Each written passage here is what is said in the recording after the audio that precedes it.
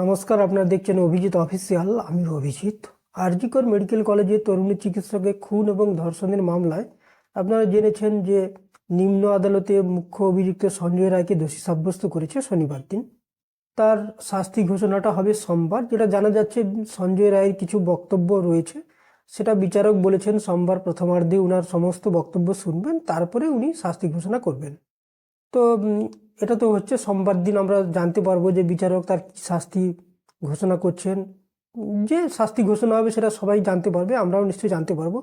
কিন্তু এর মধ্যে দেখা যাচ্ছে যে বিভিন্ন ব্যক্তি বা জুনিয়র ডাক্তার, সিনিয়র ডাক্তার, বিভিন্ন সমাজ মাধ্যমের প্রতিনিধিরা নানা ধরনের প্রশ্ন তুলছেন যে, বা নির্যাতিতার পরিবারও বলছেন যে সঞ্জয় রায় তো দোষী, তার শাস্তিতে ওনারা খুশি, কিন্তু বাকি যারা দোষী উনাদের কি হবে। মানে উনাদের এখনো ধারণা রয়েছে যে আরো অনেকে জড়িত রয়েছে, এবং এটা শুধু উনাদের না, অনেক মানুষ, জুনিয়র ডাক্তার ফোরামসের বা অনেক ব্যক্তি এখনো বলা বলি করছেন যে এটা একার পক্ষে সম্ভব না এই ধরনের ঘটনা ঘটানো, আরও কেউ জড়িত ছিল, যেটা সিবিআই বা কলকাতা পুলিশ প্রমাণ লোপাট করে দিয়েছে, বা সিবিআইও সেইভাবে ইনকোয়ারি করেনি, ইত্যাদি ইত্যাদি। তো যেটা জানা যাচ্ছে যে নির্যাতিতা পরিবার অলরেডি এই বিষয়ে সুপ্রিম কোর্টেও একটা রিট পিটিশন দাখিল করেছেন, যেটা অলরেডি বিচার একটা আগে থেকেই চলছিল সুপ্রিম কোর্টের চিফ জাস্টিসের বেঞ্চে। যে মূলত ওনাদের যেটা দাবি থাকবে যে আরও যারা জড়িত আছে তাদের বিরুদ্ধে ইনকোয়ারি হোক এবং রিইনভেস্টিগেশন হোক, এবং সিবিআই যদি কাউকে ধরতে না পেরেছে তো তার জন্য একটা নতুন কোনো সিবিআই ইনকোয়ারি করুক, কিন্তু নতুন করে ইনভেস্টিগেশন করে আরও যারা জড়িত তাদেরকে খুঁজে বের করা হোক। তো এইটাই হচ্ছে ঘটনা। এবার নিম্ন আদালত কি শাস্তি দেবে সেটা তো আমরা জানতে পারবো সোমবার দিন বিচারকে। তবে নিম্ন আদালতে যদি কোনো ফাঁসি বা কোনো যাবজ্জীবন এই ধরনের সর্বোচ্চ শাস্তি দেয়, আপনারা নিশ্চয়ই জানেন আমাদের দেশে আইন অনুযায়ী ওটা ভেরিফাই হবে হাইকোর্টে, তারপরে সুপ্রিম কোর্টে যাবে, আর যদি ফাঁসি হয় সেটা তো রাষ্ট্রপতির কাছেও যায়। তো ফাঁসি হতে যদি ফাঁসির শাস্তি নিম্ন আদালত ঘোষণাও করে, তো সেটা ফাঁসি হতে কিন্তু সঙ্গে সঙ্গে এখানে হয়ে যাবে না, এটা অনেক দেরি লাগবে। তবে আমার যেটা ব্যক্তিগত অ্যাসেসমেন্ট, যে এই সঞ্জয় রায়ের শাস্তি তো নিশ্চয়ই হয়তো হবে, যেভাবে শোনা যাচ্ছে যে তার বিরুদ্ধে সিবিআই যেসব প্রমাণ পেশ করেছে কোর্টে। কি শাস্তি হবে তো আমাদের জানা নেই। তবে আমার মনে হয় যদি নিম্ন আদালতে তার ফাঁসির শাস্তিও হয়, মানে ফাঁসির সাজা ঘোষণাও হয়, হাইকোর্ট বা সুপ্রিম কোর্টে গিয়ে হয়তো ওর আর ফাঁসি হবে না। যেটা আমার ব্যক্তিগত মতামত, যে হাইকোর্ট বা সুপ্রিম কোর্টে কাউকে যখন ফাঁসি, মানে সর্বোচ্চ শাস্তি, কারো জীবন কেড়ে নেওয়া, তো সেক্ষেত্রে হাইকোর্ট বা সুপ্রিম কোর্ট যেটা জানা যাচ্ছে যে একদম 100% স্যাটিসফাইড না হলে কাউকে কিন্তু এই ধরনের শাস্তি দেয় না।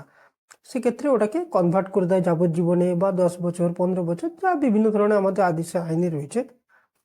একদম 100% স্যাটিসফাইড না হলে কিন্তু হাইকোর্ট বা সুপ্রিম কোর্টে কিন্তু ফাঁসি দেয় না। সেই জন্য আপনারা নিশ্চয়ই শুনেছেন ভারতবর্ষে প্রচুর জনের কিন্তু নিম্ন আদালতে ফাঁসির শাস্তি হয়, কিন্তু হাইকোর্ট বা সুপ্রিম কোর্টে গিয়ে ওগুলো কিন্তু বাতিল হয়ে যায়।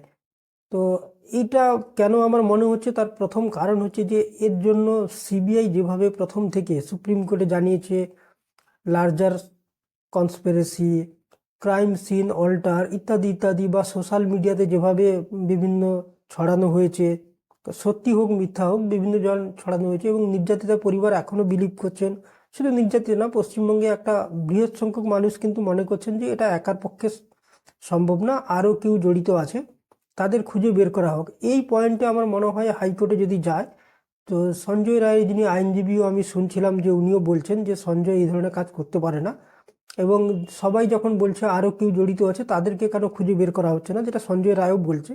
তো এই গ্রাউন্ডে কিন্তু আমার মনে হচ্ছে হয়তো ও ফাঁক ফোকর দিয়ে বেরিয়ে যেতে পারে, এবং এর জন্য কিন্তু অনেকাংশে সিবিআইডি মানে অপদার্থতা বলা যেতে পারে দায়ী। যদি ও শেষ পর্যন্ত ফাঁসির কাঠে না ঝোলে এত বড় অপরাধ করার পরেও, তো তার জন্য কিন্তু আমি বলবো সেটা সিবিআইয়ের কিন্তু একটা অপদার্থতা বা অকর্মণ্যতাকেই প্রমাণ করে।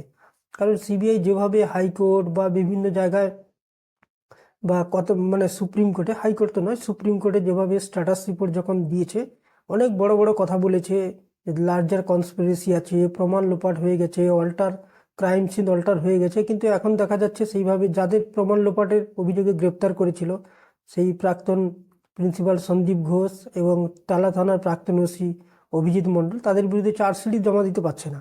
তো যদি ওদেরকে প্রমাণ লোপাটের জন্য গ্রেপ্তার করেছিল, তাহলে তো সেটা বলতে হবে আদালতকে যে এই প্রমাণ লোপাট করেছে। এখন যদি বলে যে ওরা কোনো প্রমাণই লোপাট করেনি, তাহলে ওদেরকে ধরেছিল কেন? শুধু শুধু দুজন মানুষকে কেন 90 দিন আটকে রেখেছিল? তো এগুলো সিবিআইকে বলতে হবে। এবং যেটা নির্যাতিতার পরিবারের সুপ্রিম কোর্টে গেছে এইগুলো জানার জন্য, আমার মনে হয় আগামী দিনে সুপ্রিম কোর্টের গলায়ও কিন্তু ভালো মতো ফাঁসটা পড়বে। এবং সুপ্রিম কোর্ট যদি জানতে চায় যে এইগুলো যখন আপনি বলেছিলেন যে লার্জার কনস্পিরেসি আছে, এটা স্বাভাবিক ব্যাপার, সবার মনে এটাই ধারণা হয়ে গেছে যে সিবিআই যখন এগুলো বলেছিল, তো এখন কেন ওগুলো আদালতে বলতে পারছে না? তাহলে কি সিবিআই কোথাও চেপে যাচ্ছে? এবার সিবিআই তখন সত্যিকারে কোনো প্রমাণ ছাড়া বলেছিল না প্রমাণ ছিল বলেছিল, সেটা তো আমাদের পক্ষে জানা সম্ভব না, সেটা সিবিআইকেই পরে ব্যাখ্যা দিতে হবে। তো সিবিআইয়ের পক্ষেও কিন্তু আগামী দিনে খুব বিপদ আসছে। যখন সুপ্রিম কোর্ট জানতে চাইবে যে একসময় তো আপনারাই স্ট্যাটাস রিপোর্ট জানিয়েছিলেন যে লার্জার কনস্পিরেসি হয়েছে, অল্টার ক্রাইম সিন অল্টার হয়েছে, প্রমাণ লোপাট হয়েছে, তো এখন সেই প্রমাণ কোথায়? তাহলে কি আপনারা হাওয়ায় এমনি এমনি বলে দিয়েছিলেন? এবার এমনি এমনি যদি বলে দিয়েছিলেন, তো জনমানসে তো এইটাই একটা সন্দেহ সব মানুষের মধ্যে আছে যে সিবিআই তো আগেই এটা বলেছিল লার্জার কনস্পিরেসি, এখন কেন বলছে না? তো আমার মনে হয় এইটাই হয়তো সঞ্জয় রায়ের যে আইনজীবী থাকবেন, নিশ্চয়ই হাইকোর্ট সুপ্রিম কোর্টে ওনারও আইনজীবী থাকবে, কারণ কাউকে তো এমনি এমনি আমাদের দেশে বিনা আইনজীবীতে কারোর বিচার হয় না, তারও কেউ না কেউ থাকবে। তো তিনিও আমার মনে হচ্ছে এই ধরনের পয়েন্টগুলোই তুলবে যে সিবিআই তো একসময় বলেছিল প্রমাণ লোপাট হয়েছে, লার্জার কনস্পিরেসি আছে। তা যদি প্রমাণ লোপাট হয়েছে, তাহলে আমার মক্কেল একা না, আরও কেউ আছে, তাদেরকেও ধরা হোক। তো এই বেসিসে আমার মনে হচ্ছে হয়তো ও কিছুটা ছাড় পেয়ে গেলেও পেয়ে যেতে পারে, নিম্ন আদালতে হয়তো পাবে না, কিন্তু হাইকোর্ট সুপ্রিম কোর্টে আমার ব্যক্তিগত মতামত যে উনি কিন্তু শেষ পর্যন্ত হয়তো ফাঁসিতে ঝুলবে না। আর সেক্ষেত্রে কিন্তু সিবিআই আগামী দিনে কিন্তু সুপ্রিম কোর্টে একটা বড়সড় প্রশ্নের মুখে পড়বে, যেটা নির্যাতিতার পরিবারও জানিয়েছে, তারা সুপ্রিম কোর্টে পিটিশন দাখিল করেছে। সুপ্রিম কোর্ট যখন যদি এর ব্যাখ্যা চায় সিবিআই কাছে, সিবিআই কিন্তু আমার মনে হচ্ছে এর ব্যাখ্যা দিতে হবে। এবং সেক্ষেত্রে কিন্তু সিবিআই যদি যুক্তিগ্রাহ্য ব্যাখ্যা না দিতে পারে, তাহলে সুপ্রিম কোর্টেও ভৎসনার মুখে সিবিআই পড়বে। তো দেখা যাক আগামী দিনে কি হয়, বা সোমবার দিন পর্যন্ত আমরা অপেক্ষা করি কি রায় আসে নিম্ন আদালতে, তার জন্য আমাদের সবাইকে অপেক্ষা করতে হবে। আজকে এই পর্যন্ত। আপনারা ভালো থাকবেন, সুস্থ থাকবেন। ধন্যবাদ।